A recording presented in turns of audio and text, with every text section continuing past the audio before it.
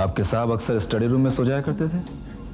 जी हाँ, वो जब भी उनके पास काम ज़्यादा होता था तो वो स्टडी रूम में काम करते करते सो जाते थे।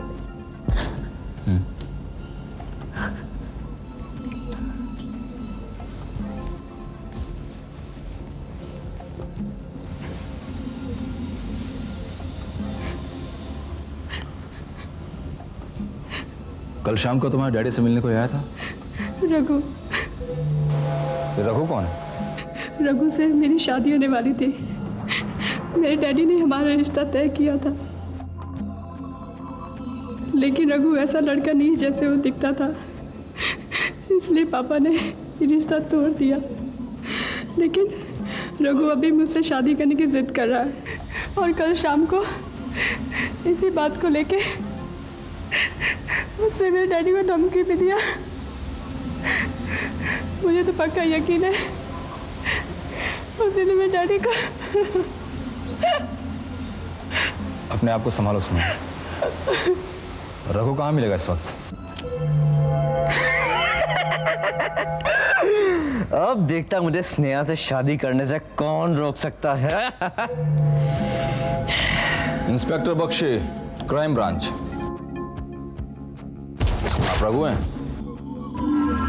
जी हाँ, कहिए। मुझे तुमसे कुछ पूछताछ करनी है। कल रात तुम कहाँ थे? मैं यहीं था अपने घर में। कोई और था तुम्हारे साथ? कोई नहीं, मैं यहाँ बिल्कुल अकेला था इंस्पेक्टर साहब। लेकिन बात क्या है, आप मुझसे इस तरह के सवाल क्यों पूछ रहे हैं? बात क्या है? कातिल खुद पूछ रहा है कि बात क्या है। Good, very good. आपके कहने का मतलब है डॉक्टर प्रताप का खून मैंने किया है? हाँ, मैंने तो ऐसा नहीं कहा अभी। इनफैक्ट मैंने डॉक्टर प्रताप का नाम तक नहीं लिया है। पकड़े गए? पकड़ी गई तुम्हारी चोरी? अब ये बताओ, डॉक्टर प्रताप का खून तुमने किया कैसे? इंस्पेक्टर साहब, आपको जरूर कोई गलत फहमी हुई है। मैंने किसी का खून नहीं किया है। आपके पास सबूत क्या है? हाँ, क्या सबूत है आपके पास? तो क्या झूठ है कल रात तुम डॉक्टर प्रताप से मिले थे, उनसे झगड़ा हुआ था और मारने की धमकी दी तुमने उन्हें? तुम्हें क्या लगता किसी ने देखा नहीं तुम्हें वहां? स्नेहा ने तुम्हारे खिलाफ गवाही दी है। हाँ इंस्पेक्टर साहब, कल रात में डॉक्टर प्रताप के यहाँ था, मेरी उनसे कहा सुनी हुई थी और मैंने उनको धमकी भी दी थी। लेकिन गुस्से में आदमी क्या कुछ नहीं कह देता, इसका यह मतलब नहीं मैंने उनका खून कर दिया। बिल्कुल मतलब नहीं है। और इसका यह मतलब भी नहीं कि तुमने उनका खून नहीं किया है। क्या? चलो मेरे साथ। लेकिन कहाँ? Police station, come on. अरे इंस्पेक्टर साहब, जब मैंने कह दिया मैंने किसी का खून नहीं किया, आप मेरे साथ क्यों जबरदस्ती नहीं कर सकते हैं? बिल्कुल नहीं कर सकते। सफाई देनी है वहां चल के देना। चलो। अरे इंस्पेक्टर साहब, आप मेरी बात तो सुनिए। ये क्या हो रहा है? अरे बिल्कुल गलत है, मेरी बात तो सुनिए आप। डॉक्टर कृष्ण प्रताप की मौत वसीयत के मुताबिक अब मेरी रकम हुई 7.5 करोड़। एक कत्ल और फिर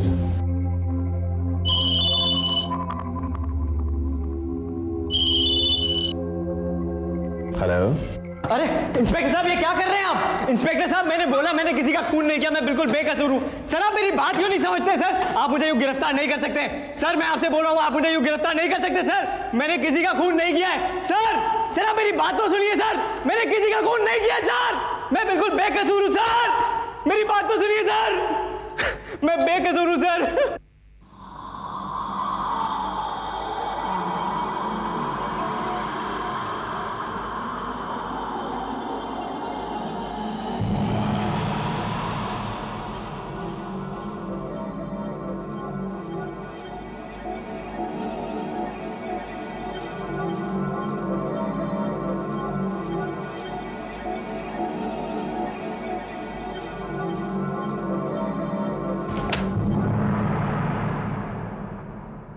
मेरा ख्याल है अब तक आप सबको पता चल चुका होगा कि डॉक्टर कृष्ण प्रताप का खून हुआ है।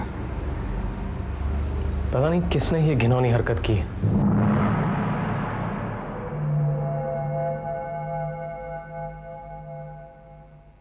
रघु नाम के लड़के को पुलिस ने हिरासत में लिया है। Let's see. अब दिन ब दिन इस शहर में जीना मुश्किल हो गया है। मैं तो सोचता हूं कि ये रुपया मिलते ही मैं यहां सब कुछ छोड़ छाड़ के किसी हिल स्टेशन चला जाऊंगा, जहां आदमी 2-4 दिन चैन से तो जी सके। मिस्टर सिंगल, आप मौत से घबराते हैं? मौत को अगर आना होगा ना तो वहां पर भी आ जाएगी। हाँ, आप ठीक कह रही हैं, पर ऐसे तो नहीं आएगी किसी बिन बुलाए मेहमान की तरह। शायद यही जिंदगी है। ये हादसा हम में से किसी एक के साथ भी हो सकता। किसी को क्या मालूम कि आने वाला कल उसके लिए क्या लेकर आएगा। Right mister Malik? मैं आपसे पूरी तरह से सहमत हूं मिस्टर रणवीर, लेकिन होनी को कौन टाल सकता है। खैर, अब वसीयत के मुताबिक मिस्टर कृष्ण प्रताप की मौत के बाद उनके हिस्से के 6 करोड़ के भी आप हिस्सेदार हो गए, यानी अब आप लोगों की इंडिविजुअल रकम हो गई 7.5 करोड़।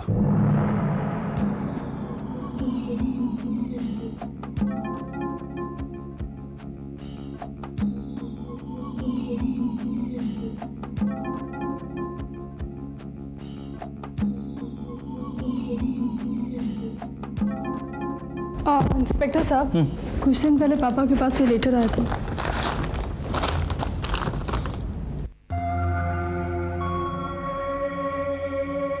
ये मिस्टर मलिक कौन है? पता नहीं, पापा ने तो इस बात का कभी जिक्र नहीं किया। इस लेटर के मुताबिक आपके पापा की मीटिंग मिस्टर मलिक से 25 तारीख को शाम को 6:30 बजे होने वाली थी, और उसी दिन आपके पापा का मर्डर हो गया। आपके पापा ने इस लेटर का जिक्र किया था आपसे कभी? जी नहीं। या कोई ऐसी बात जो आपसे पहले कभी ना कही हो, कोई नई बात? जी कही तो थी, मुझे नहीं लगता वो उस बात का इसके से कोई ताल्लुक है।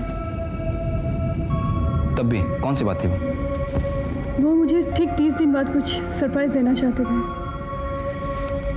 कहीं वो सरप्राइज ये मिस्टर मलिक से मीटिंग तो नहीं थी? एनीवे,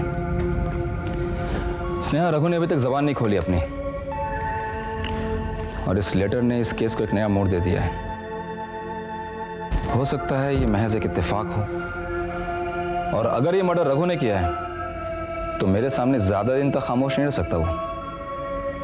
स्नेहा, अगर तुम्हें कोई नई बात याद आ जाए जो तुम मुझे बताना चाहो तो मुझे फोन कर लेना। तब तक मैं मिस्टर मलिक से मिल लेता हूं। हाँ इंस्पेक्टर, ये वही लेटर है जो मैंने डॉक्टर प्रताप को भेजा था। कोई खास वजह? हाँ, मेरे क्लाइंट मिस्टर सहगल अपनी वसीयत में इनके लिए 6 करोड़ रुपए छोड़ गए हैं। 6 करोड़ काफी बड़ी रकम होती है। हाँ, बहुत बड़ी रकम होती है। और जिस दिन डॉक्टर प्रताप को इस वसीयत के बारे में बताया गया, उसी रात रघु नाम के लड़के ने उनका कत्ल कर दिया। अच्छा अच्छा, इसका मतलब है आप रघु के बारे में भी जानते हैं? Inspector, I am a lawyer and I keep my self informed. तो मैं आपको एक इंफॉर्मेशन और दे दूं कि अभी तक रघु ने कन्फेस नहीं किया है, और अब मुझे इस कत्ल की कोई और वजह भी दिखती है। मसलन 6 करोड़ रुपए? नहीं इंस्पेक्टर, ये वजह बिल्कुल नहीं हो सकती। पहली बात तो ये है कि ये रकम अभी तक उनके हाथ में आई नहीं थी, इसलिए वो किसी और के नाम कर नहीं सकते थे। और दूसरी वजह यह है कि जब तक ये पैसे उनके हाथ में ना आते, कोई उनसे जबरदस्ती कर भी नहीं सकता था। ओके। इंस्पेक्टर, मेरे ख्याल में आप गलत दरवाजा खटखटा रहे हैं। शायद। एक सवाल और। जी, इस वसीयत में इनके सिवा और भी किसी का नाम था? जी हाँ, 4 और नाम है इस वसीयत में। वो आई सी, मुझे उनके नाम और पते मिल सकते हैं? श्योर, कल आप किसी को भेज दीजिए, मिल जाएगा। Thanks mister Malik. अगर कुछ और इन्फॉर्मेशन की जरूरत हुई तो मैं आपको वापस तकलीफ दूंगा। Any time. आखिर पुलिस और वकील का चोली दामन का साथ होता है। Best of luck. Thank you.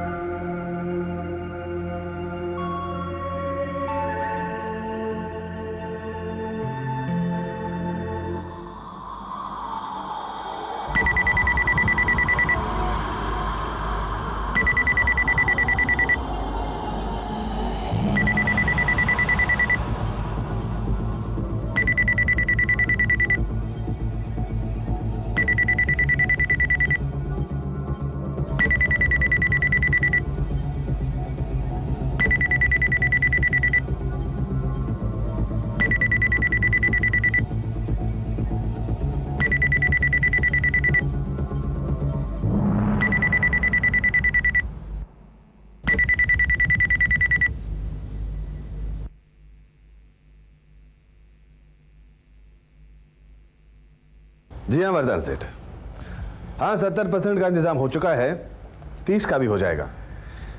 अगले महीने तक मैं आपका सारा कर्जा चुका दूंगा। जी हाँ, ऐसा ही समझ लीजिए कि लॉटरी निकल चुकी है। जी हाँ, थैंक यू।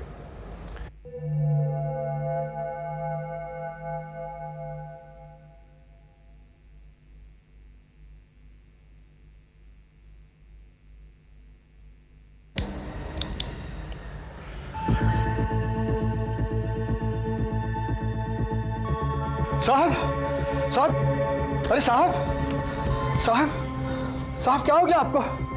साहब, अरे कुछ बोलिए ना साहब। अरे साहब कुछ बोलिए ना, क्या हो गया साहब?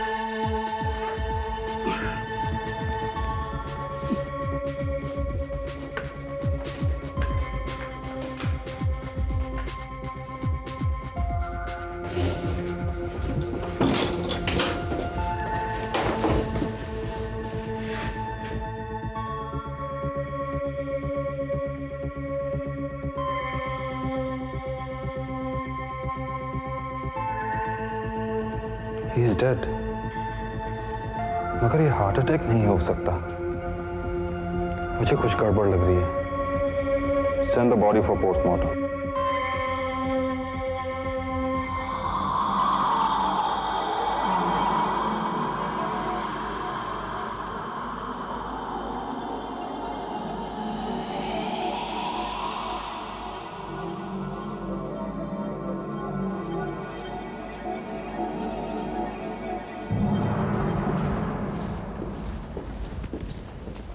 Excuse me. Yes, doctor Verma cabin कौन सा? this side, this room. Thank you.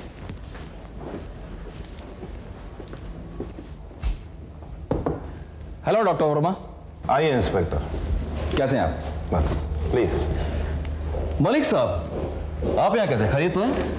भाई वो इसलिए क्योंकि इस वसीयत में मिस्टर सिंघल का भी नाम था। ओह, आई सी। आप फरमाइए, कैसे मुझे याद किया? मैं मिस्टर सिंघल का फैमिली डॉक्टर हूँ। अभी पिछले ही हफ्ते मैंने उनका कंप्लीट एग्जामिनेशन किया था। सिगरेट ज़्यादा पीते थे, लेकिन उसके मुताबिक उन्हें आने वाले 1 साल तक या कम से कम 6 महीने तक कुछ नहीं होना चाहिए था। लेकिन अचानक उन्हें हार्ट अटैक होता है और उनकी मौत हो जाती है। मुझे कुछ शक हुआ तो मैंने उनकी बॉडी को पोस्टमार्टम के लिए भेजा। आज ही उसकी रिपोर्ट आई है। रिपोर्ट में क्या है? जिस बात का मुझे डर था वही हुआ। मिस्टर सिंघल की मौत हार्ट अटैक से नहीं हुई, बल्कि उनका खून हुआ। What?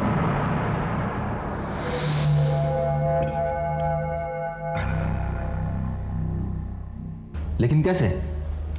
उनकी बॉडी में साइनाइड पाया गया, जो उनकी मौत का कारण बना। My God, cyanide?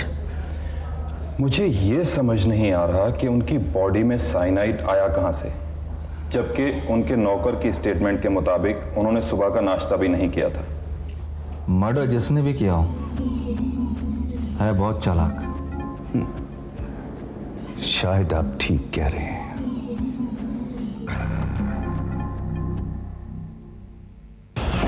अच्छा, किसी ने किसी चीज़ को हाथ तो नहीं लगाया यहाँ पर? नहीं सर। कोई आया था नहीं सर। तुम्हारे साहब से मिलने? नहीं सर। अच्छा, तुम ये बताओ कि जब तुम यहाँ पहुँचे तो तुमने क्या देखा? सुबह जब मैं साहब का नाश्ता लेकर निकला उधर से, किधर से? उधर किचन है ना साहब, वहां से, तो जैसे मैं बाहर निकला तो मैंने देखा कि साहब वहां गिरे पड़े हैं। तो मैंने नाश्ते की ट्रे को टेबल पे रख दिया और भाग के साहब के पास आया तो साहब यहां गिरे पड़े थे, इस तरह, ऐसे साहब। तो मैंने साहब को 2-3 बार आवाजें दी, साहब साहब साहब। जब साहब कुछ नहीं बोले तो फिर मैं उनको उठाकर हॉस्पिटल ले गया।